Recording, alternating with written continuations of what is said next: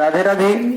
এই মুহূর্তে আমরা চরণ পাহাড়িতে এসে পৌঁছেছি। চরণ পাহাড়ি, এই পাহাড়ে ভগবান শ্রীকৃষ্ণ সহ সমস্ত তার সখারা তারা একদিন এসেছিলেন। প্রায়ই আসতেন, তারা গাভীদেরকে নিয়ে চড়াতেন।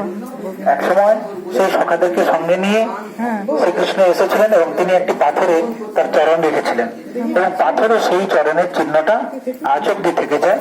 এটি ভগবান শ্রীকৃষ্ণের বাম চরণের চিহ্ন, ডান চরণের অর্ধেকটা সেদিকে আছে, আর এই গাভীর খুরের চিহ্ন এটা কিন্তু সেই ভগবানের লীলার সাক্ষী হিসাবে আজও আমাদের কাছে বিদ্যমান সেই চরণ চিহ্ন। তাই এই পাহাড়ের নাম হয়েছে চরণ পাহাড়ি। এই পাহাড়ের উপরে এই চরণ চিহ্ন ভগবানের, এখানে চরণ চিহ্ন দর্শন করুন, মাথা টোকান চরণ চিহ্নে চরণে এবং এখানে দক্ষিণা প্রদান করুন, প্রণাম করুন। ভগবান শ্রীকৃষ্ণের লীলার সাক্ষী হয়ে সেই চরণটাকে এখনো আমাদেরকে দর্শন করাচ্ছে।